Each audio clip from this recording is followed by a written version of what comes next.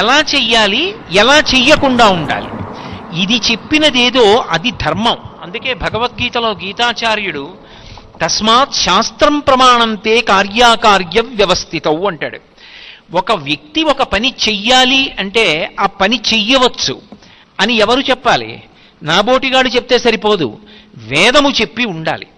ఇది ఇలా ఉండాలి అంటే ప్రమాణం ఏది? వేదం ప్రమాణం.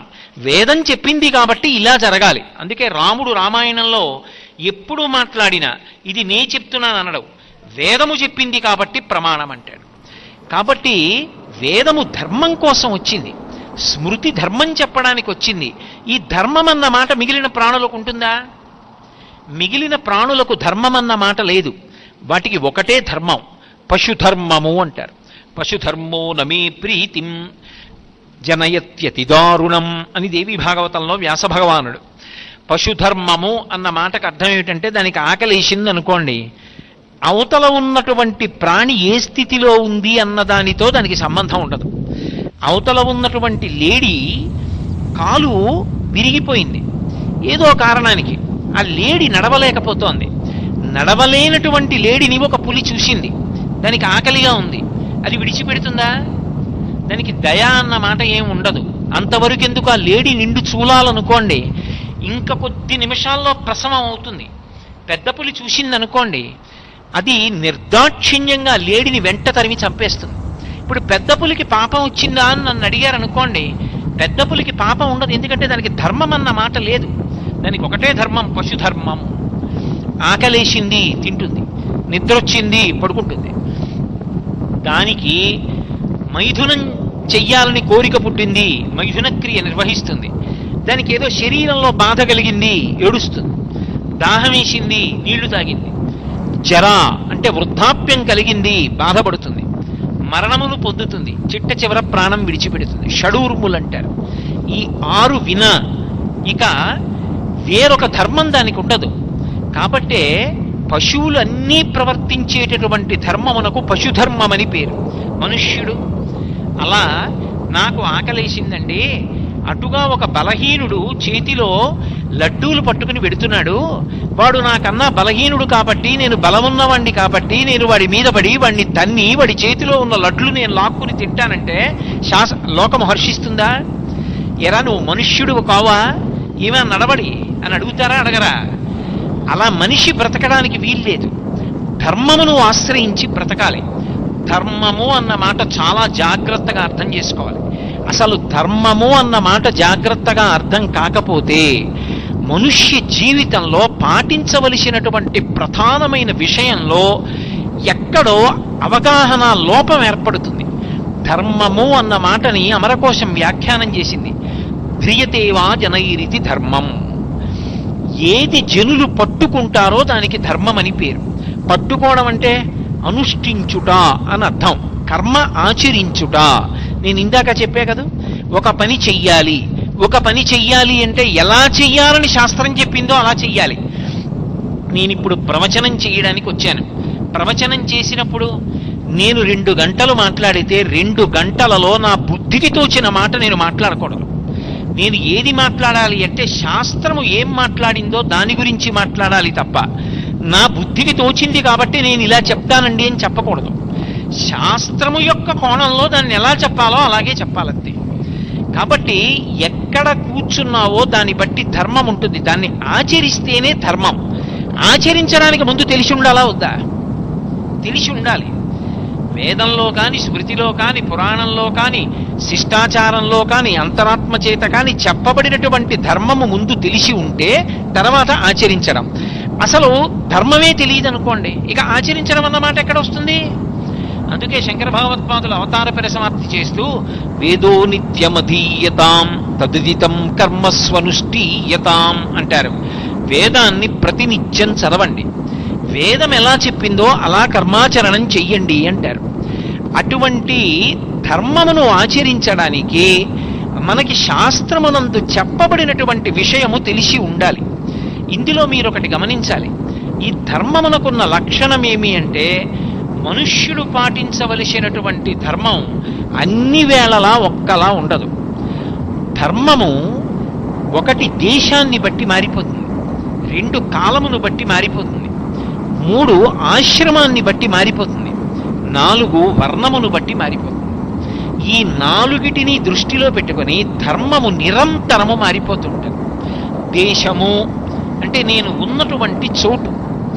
ఉదాహరణకి ఇప్పుడు నేను ఈ సభలో ప్రవచనం చేస్తున్నాను. ఈ సభలో ప్రవచనం చేసేటప్పుడు 2 విశేషాలు నేను దృష్టిలో పెట్టుకోవాలి. ఒకటి, శాస్త్రం ఏం చెప్పిందో దాన్ని చెప్పాలి. 2, శాస్త్రం ఏం చెప్పిందో అది చెప్పేటప్పుడు ధైర్యంగా చెప్పాలి. ధైర్యము అన్న మాటకు అర్థం నిర్భయత్వము అని కాదు. అందుకే హనుమ ఉపాసన యందు బుద్ధిర్బలం యశోధైర్యం నిర్భయత్వమరోగత అని ఉంటుంది. నిర్భయత్వం, ధైర్యం 2 మాటలు ఏమిటి? భయం లేకపోవడం ధైర్యమేగా. మరి హనుమని ఉపాసన చేస్తే బుద్ధిర్ యశో బలం ధైర్యం నిర్భయత్వం అని ఎందుకన్నారు? మరి ధైర్యము నిర్భయత్వము 2 మాటలు ఎలా అన్వయం అవుతాయి? భయము లేకపోవడం బాహ్యమునందు ధైర్యం. ధైర్యము 2వ మాట ఎందుకు వాడారంటే నిశ్చయాత్మకమైనటువంటి బుద్ధి. నేను నమ్మినటువంటిది ప్రమాణము. నేను ఆషామాషిగా నమ్మలేదు. నాకు ముందు ఎందరో పెద్దలు దాన్ని నమ్మారు, అనుష్ఠించారు. అది ప్రమాణము. కాబట్టి నాకు కూడా దాని మీద విశ్వాసం ఉన్నది. విశ్వాసం ఉన్నది కాబట్టి నేను దాన్ని మాట్లాడుతున్నాను.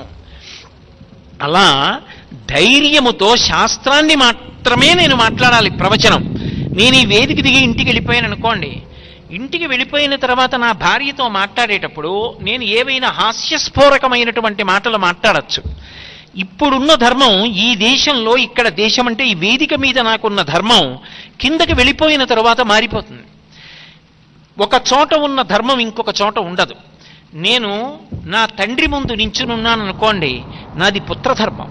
నేను కొడుకుగా ప్రవర్తించాలి. కొడుకుగా ప్రవర్తించడం అంటే నాన్నగారి ఎంత తెలుసని కాదు, ఆయన తండ్రి కాబట్టి గౌరవించాలి. నాన్నగారి యొక్క ప్రవర్తనని బట్టి నేను గౌరవించడం కాదు. ధర్మం ఎప్పుడూ నా వైపు నుంచి వెడుతుంది. ఈ మాట మీరు చాలా చాలా చాలా చాలా జాగ్రత్తగా గుర్తుపెట్టుకోవాలి. ధర్మము ఎన్నడూ అవతల వారి వలన యువతల వారిది మారదు. మా నాన్నగారు నన్ను ప్రేమించారండి, మా తమ్ముణ్ణి ప్రేమిస్తారు, అయినా నీ గౌరవించాలా? ఆ మాట రాదు. ఆయన నీకు తండ్రి, నువ్వు పుత్రుడివి, నీ ధర్మం ఆయన్ని గౌరవించడం అంతే. మా నాన్నగారండి అని నాన్నగారికి వంక పెట్టి అందుకని నేను గౌరవించనన్న మాట లేదు. ఆయన తండ్రి కాబట్టి నువ్వు గౌరవించాలంతే. మీ తండ్రి మీద తీర్పు చెప్పే అధికారం కొడుక్కి లేదు. కాబట్టి పుత్రుడిగా పుత్రధర్మం. నా భార్య ముందు నించుంటే భర్తృధర్మం. అదే నా కొడుకు ముందు నించుంటే పితృధర్మం. నేను తండ్రిగా వాడికి బోధించడం కాదు, వాడు నా నడవడిని చూసి ఓ ఇలా ఉండకపోతే నాన్నగారు అంగీకరించరు అన్నది వాడికి వ్యవస్థీకృతం కావాలి బుద్ధి ఎందు. ఎట్టి పరిస్థితులలో నాన్నగారు సంధ్యావందనాన్ని విడిచిపెట్టరు. ఏ కారణానికి ఆయన సంధ్యావందనం చేయకుండా ఉండడాన్ని ఇష్టపడరు. సంధ్యావందనం ఆయనకి ప్రాణం. ఇది నా కొడుకు అర్థమైందనుకోండి, నా నడవడి చూసి నేను నా నోటితో ఒరే సంధ్యావందనం చెయ్యి అని చెప్పక్కర్లేదు. మీరు నన్ను ప్రశ్న వేయచ్చు, ఏమండి మీరు చేసి మీ అబ్బాయి చేయకపోతే? కర్తవ్యంగా నా ధర్మం చెప్పడం. ఒరే నువ్వు చెయ్యాలరా సంధ్యావందనం, వాడు చేయకపోతే నీ బెంగపెట్టి గుడ్డలు బాదుకోకూడదు, చెప్పడమే. ఎన్ని మాటలు చెప్తావు? ఎన్ని మాటలైనా చెప్పుకుంటూ వెళ్ళిపోవడమే నీ ధర్మం. ఎందుకంటే చెప్పిందే చెప్తారు ప్రవచనంలో. అలా చెప్పడానికే నేనున్నాను, నేను కాదు. నేను ఎందుకు చెప్పాలి అంటే ఆ తర్వాత ఏమండి మీలో ఎంతమంది పాటిస్తున్నారని అడగవలసిన అవసరం నాకు లేదు. మీరు పాటిస్తే మంచిదే, పాటించకపోతే కూర్చోండి చెప్తానని ఇంకో మాట చెప్పాలి. ఆ తర్వాత పాటించకపోతే ఇంకో మాట చెప్పాలి. మీరు ఎప్పటికీ పాటించకపోతే నేను బతికున్నంత కాలం చెప్పాలి. అంతే ధర్మం. మీరు చెయ్యలేదని నేను బాధపడకూడదు, మీరు చేశారని నేను పొంగిపోకూడదు. నా కర్తవ్యం నా వైపు నుంచి ఉంటుంది, ధర్మము నా వైపు నుండి ఉంటుంది. పితృధర్మము నా కొడుకు ముందు నిలబడినప్పుడు నేను తండ్రిగా ధర్మాన్ని నిర్వర్తించాలి. నేను రేపొద్దున నా కార్యాలయానికి వెడతాను. నేను నా కార్యాలయానికి వెళ్ళి ఉద్యోగిగా నా ధర్మాన్ని నేను నిర్వర్తించేటప్పుడు నా సాటి ఉద్యోగులందరినీ పిలిచి రండి మీకు రామాయణం చెప్తాననకూడదు, నా పని చేసుకోవాలి. నా అధికారి కనపడితే నేను సభలోకి వెడుతుంటే కొన్ని వేల మంది లేచి నిలబడి నమస్కారం చేస్తారు, నేనెవరికీ నమస్కారం పెట్టననకూడదు. నా అధికారి కనపడగానే నేను లేచి నిలబడి నమస్కారం చెయ్యాలి. అది ధర్మం. ఒకటి బాగా తెలుసుకోండి, ఎవడు ధర్మాన్ని పట్టుకుంటాడో వాడు ప్రశాంతంగా ఉంటాడు. ధర్మాన్ని విడిచిపెట్టిన ఉత్తర క్షణంలో ఎవడు బాధపడిపోతాడంటే చిత్తక్షోభకి గురి ఎవరైపోతారు అంటే విడిచిపెట్టిన వాడు గురైపోతాడు. నేను మీకు ఒక ఉదాహరణ చెప్తాను మీకు బాగా పట్టుకోవడానికి. మీ మీద పెట్టడం నాకు ఇష్టం ఉండదు. పరమేశ్వర స్వరూపమైన సభకి నమస్కారం అన్న తర్వాత ఏదైనా ఉంటే నా మీద పెట్టుకు మాట్లాడతాను. అందుకే నాకొక అధికారి ఉన్నాడు అనుకోండి, ఆయన్ని చూడగానే నేను లేచి నిలబడి అయ్యా నమస్కారం అండి అనడానికి నాకు నేను పొందిన గౌరవం అడ్డొచ్చింది అనుకోండి. నేను బెంగళూరు వెడితే అంతమంది నాకు నమస్కారాలు చేశారు, నేను ఈయనకి నమస్కారం చేయడం ఏమిటి అని నేను చెయ్యలేదనుకోండి, ఆయన నమస్కారం చేయకపోతే వచ్చిన ఇబ్బంది ఉంది, ఆయన పని ఆయన చేసుకుంటున్నాడు కదా అని సరిపెట్టుకుని ఆయన కూర్చుంటాడు. కానీ ఇలా ఎంతమందికో నమస్కారం చేయకుండా అహంకారం పెంచుకుని నేనేమైపోతాను? పాడైపోనా? ధర్మాన్ని విడిచిపెట్టగానే అశాంతి కలుగుతుంది, ధర్మాన్ని పట్టుకోగానే శాంతి కలుగుతుంది. ఇక్కడ నేను ఉద్యోగిని, నా పై అధికారికి నమస్కారం చేస్తాను. నేను సభలో ప్రవచనం చేయడానికి వెడుతున్నాను, నా శిష్యుల చేత నమస్కరింపబడతాను. నా కొడుకు ముందు నిలబడితే తండ్రిని, వాడికి ఇలా వేలు చూపిస్తాను, జాగ్రత్త నడవడి జాగ్రత్త పెట్టుకో అంటాను. నా తండ్రి దగ్గరికి వెడితే ఇలా చేతులు కట్టుకుని నించుంటాను. ఎక్కడికి వెళ్ళినప్పుడు ఎలా ఉండాలో అలా ఉండగలిగిన వాడు శాంతియుతమైన జీవనాన్ని పొందుతాడు. అలా ఉండలేనివాడు అశాంతి పొందుతాడు, 10 మందికి అశాంతి కల్పిస్తాడు. అక్కర్లేనివి నెత్తి మీద వేసుకుని నా అంతటి వాడు లేడు నేను రక్షకుండని బయలుదేరి నిష్కారణంగా అశాంతి తెచ్చుకుంటాడు, 10 మందిని అశాంతిలోకి నెట్టేస్తాడు. అందుకే ధర్మం అనేటటువంటిది ఎప్పుడూ మన వైపు నుంచి ప్రవహిస్తుంది. మన వైపు నుంచి ఆలోచించాలి తప్ప అవతల వారిని బట్టి మన ధర్మం మారుతుందా అంటే మారదు. మీరు అందుకే చూడండి, పతివ్రత అని స్త్రీ ధర్మంలో ఒక మాట ఉంటుంది. భర్త చాలా గొప్పవాడైతేనే ఆయన భార్య పతివ్రత అవుతుంది అని నేను సిద్ధాంతం చెప్పాను అనుకోండి. సీతమ్మ పతివ్రత, మండోదరి పతివ్రత కాదు. కానీ శాస్త్రాలు ఏమంటున్నాయి? సీతమ్మ పెద్ద పతివ్రత, మండోదరి చిన్న పతివ్రత. అలా ఉండవు, ఒకటే పతివ్రత. ఎవరైనా ఒకలాగే పతివ్రతగా ఉంటారు, అంతేగాని పతివ్రతలలో ఎక్కువ పతివ్రతలు తక్కువ పతివ్రతలు అలా ఏమి ఉండవు. అందులో సీతమ్మ పతివ్రత, మండోదరి పతివ్రత, ఇద్దరూ సమానం. సమానం ఏంటి? నేను ఎప్పుడు పతివ్రత అన్నా అంతే. మరి ఎలా? మండోదరి భర్త రావణాసురుడిగా, సీతమ్మ భర్త రాముడుగా, మరి ఇద్దరూ ఎలా పతివ్రతలయ్యారు అంటే ఆమె భర్త దుర్మార్గుడైనా కూడా ఆమె ఎలా ప్రవర్తించాలో అలాగే ప్రవర్తించి వెళ్ళిపోయింది, మహాపతివ్రత అయిపోయింది. తన ధర్మమునందు వైక్లభ్యం లేదు. సీతమ్మ తాను ఎలా ప్రవర్తించాలో అలాగే ప్రవర్తించి అవతార పరిసమాప్తి చేసింది, పతివ్రత అయింది. నా భర్త రావణాసురుడు నా కర్మని తలకొట్టుకుని ఇంకొకలా ఆలోచించలేదు మండోదరి. నా భర్త ఇంత గొప్పవాడు, మండోదరి భర్త అంత పనికిమాలినవాడు అని సీతమ్మ ఎన్నడూ ఆలోచించలేదు. ఆమె భర్త ఆమెకు దైవం, నా భర్త నాకు దైవం. అందుకే ధర్మము ఎవడు పాటించాలనుకున్నాడో వాడి వైపు నుంచి వెడుతుంది తప్ప అవతలవాడు అలాంటివాడు కాబట్టి నేను ఇలా ఉంటానండి అన్న మాట ఉండదు. అప్పుడు మీరు ఒకటి జ్ఞాపకం పెట్టుకోండి, ఏమండి నన్ను బాధ పెడుతున్నారు కాబట్టి నేను కూడా కోప్పడతాను అన్న మాట వస్తుందా? ఉండదు. ఒకవేళ నిన్ను బాధ పెడితే చూడ్డానికి ఈశ్వరుడు ఉన్నాడు, నువ్వెందుకు ధర్మం తప్పుతావు? ఏ ధర్మాన్ని నువ్వు పాటించాలో ఆ ధర్మాన్నే నువ్వు పట్టుకుని ఉండు. అందుకే ధర్మో రక్షతి రక్షిత. ఎవడు ధర్మాన్ని పట్టుకున్నాడో వాడి ధర్మం రక్షిస్తుంది, వాడి జోలికి వెళ్ళలేరు. అందుకే ఆ ధర్మాన్ని పాటించడానికి దేశము ప్రధానమై ఉంటుంది. నువ్వు ఎక్కడున్నావన్న దాన్ని బట్టి ధర్మం ఉంటుంది. నువ్వు ఎక్కడున్నావో ఆలోచించకుండా ఎక్కడున్నావో అక్కడ అలా ఉండకుండా ప్రవర్తిస్తే అప్పుడు అది ధర్మము అనిపించుకోదు, చాలా అసహ్యంగా ఉంటుంది. ఒక సభ నడుస్తోందనుకోండి, ఒక సభ నడుస్తున్నప్పుడు మీరందరికన్నా ముందు వచ్చారనుకోండి, మీరు ముందొచ్చి ముందు కూర్చోవడం ధర్మం. సభ ప్రారంభం అయ్యాక మీరు వచ్చారనుకోండి, మీరు వెనకాతలు కూర్చోవడం ధర్మం తప్ప మీరు అందరికన్నా ఆఖరణ వచ్చి అందరికన్నా ముందు నడిచి వచ్చి కూర్చోకూడదు, అది ధర్మ వ్యతిరేకం. అప్పుడు శ్రోతగా మీరు ధర్మం తప్పారు. మీరు శ్రోతగా ధర్మంలో ఎప్పుడు ఉంటారంటే మీరు ఎప్పుడు వచ్చారో అప్పుడు తగిన స్థానంలో మీరు కూర్చుంటే ధర్మాన్ని పాటించారు. నేను 6:30 సభా ప్రారంభం చేస్తానంటే 6:30కి రావాలి, రాకపోతే క్షమాపణ చెప్పాలి. అది ఏ కారణం అవనివ్వండి. అయ్యా నన్ను మన్నించండి, నా కోసం మీరు ఎదురు చూశారు, విలంబనమైంది, నేను మన్నింపబడిదనుగా కానీ క్షమాపణ అడగాలి. ఎక్కడ పాటించవలసిన ధర్మం అక్కడ పాటించాలి. ఇప్పుడు ధర్మము దేశము మీద ఆధారపడింది, ధర్మము కాలము మీద ఆధారపడుతుంది. ఒక కాలమునందున్న ధర్మం వేరొక కాలమునందు ఉండదు. మీరు గమనించండి, ధర్మములో ఏకాదశి నాడు ఉపవాసం చెయ్యాలి, ద్వాదశి నాడు ఉపవాసం ఉండదు. ఉపవాసాన్ని విరమణ చేయడం ధర్మం. ఏకాదశి నాడు అన్నం తినకుండా ఉండాలి, ద్వాదశి నాడు సూర్యోదయం అయ్యేటప్పటికి వెంటనే మీరు తినేస్తే మీరు మిక్కుట ధర్మాన్ని పాటించినట్టు. ఇప్పుడు ఒక కాలమునందున్న ధర్మం ఇంకొక కాలమునందుందా? ఉండదు. నేను ఏదో ప్రదోషవేళ అవుతోందనుకోండి, సంధ్యావందనం చెయ్యడం నా ధర్మం. ప్రదోషవేళ కాదనుకోండి, అది ఏదో అర్ధార్జన చెయ్యవలసిన సమయం అనుకోండి, అప్పుడు అర్ధార్జన చెయ్యడం నా ధర్మం. ఎప్పుడు ఎలా ప్రవర్తించాలో కాలమునందు అలా ప్రవర్తించాలి. అందుకే కాలము ధర్మమునకు ప్రమాణమై ఉంటుంది.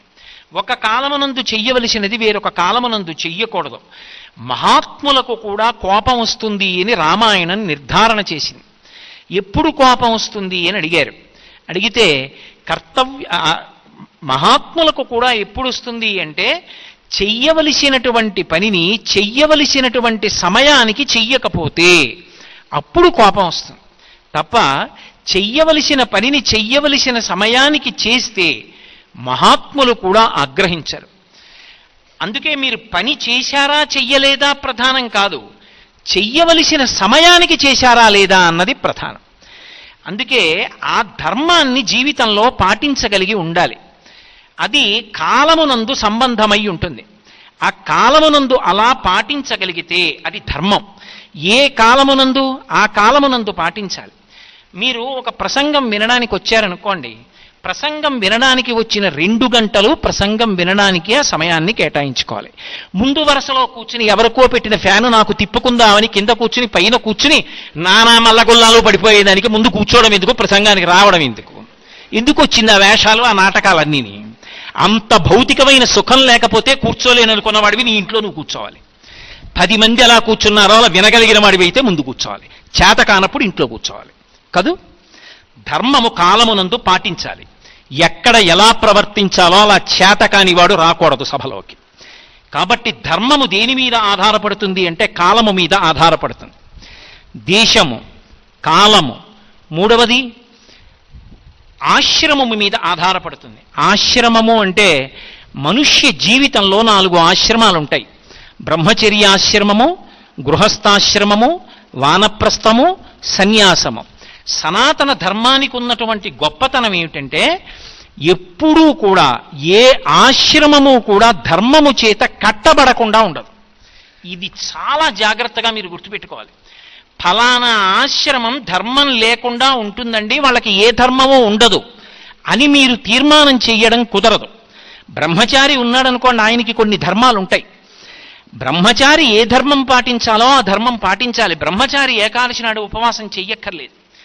బ్రహ్మచారి జీవితం అంతా శాస్త్రాధ్యయనం కోసం గురువుగారి దగ్గర కూర్చుని గురువుగారి దగ్గర శాస్త్రం చదువుకోవాలి, అందుకు పనికి రావాలి తప్ప బ్రహ్మచర్యంలో ఉండగా ఏకాదశి నాడు ఉపవాసం చేసి శరీరాన్ని నీరస పెట్టుకుంటానండి, కుదరదు. ఆ వయసులో నువ్వు తినాలి.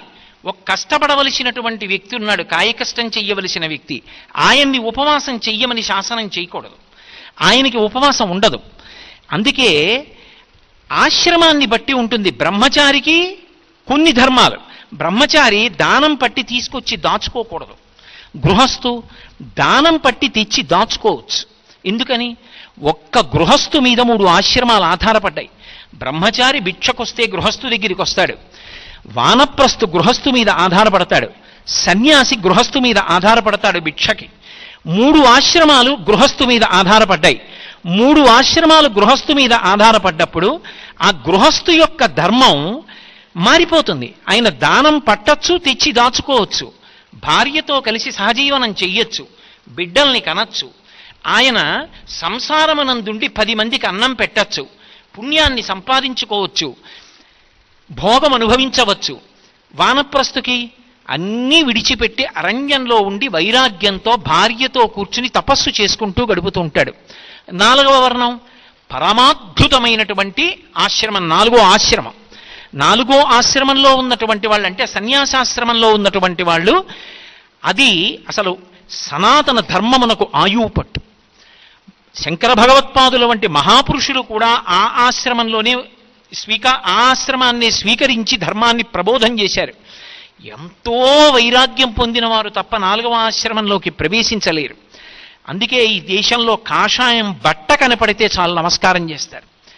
అంత గొప్పది సన్యాసాశ్రమం. సన్యాసి గృహస్థులా బ్రతకకూడదు.